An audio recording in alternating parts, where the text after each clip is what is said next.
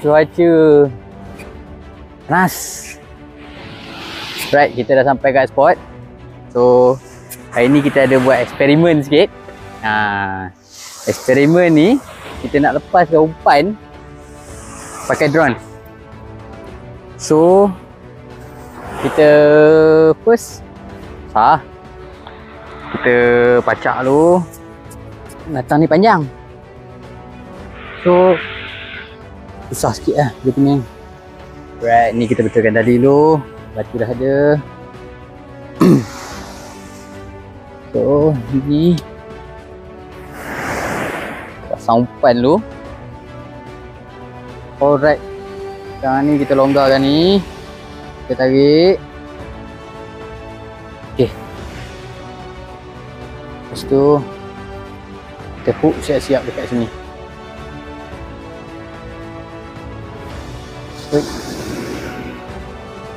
Right, korang kena onkan benda ni dulu untuk hidupkan sensor dia. So yang ini kena tekan bagi dia naik ke atas. So loop yang ini kita masukkan dekat dalam ni. So nanti bila dia tergantung, kalau dia berjalan, dia akan pusing, dia akan lepas macam tu.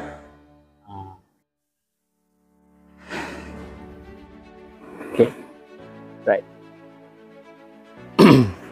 Right, sekarang ni kita betulkan balik tadi. Kita letak kat sini, bagi dia longgar sikit. Okay, pastikan tali kat bawah, jangan ada yang sangkut kat atas. Cabut tak. Okay, main drone biasa, standard. Okay, right. Right, sekarang ni kita betulkan balik tadi.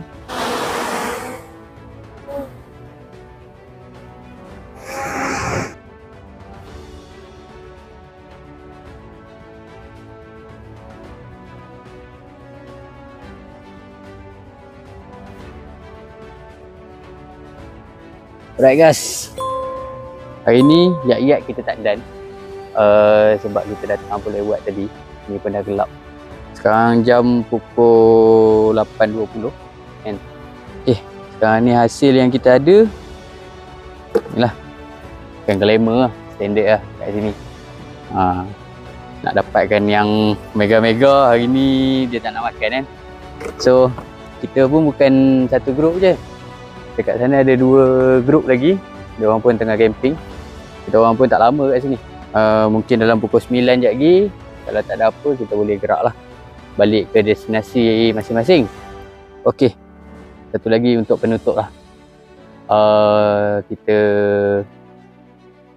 tutup je dengan doa-doa yang baik lah. Kalau katakan ada hari ni kita tak dapat ikan, InsyaAllah esok kita dapat ikan yang besar kan. Kalau ada apa-apa, kita akan update pada next video.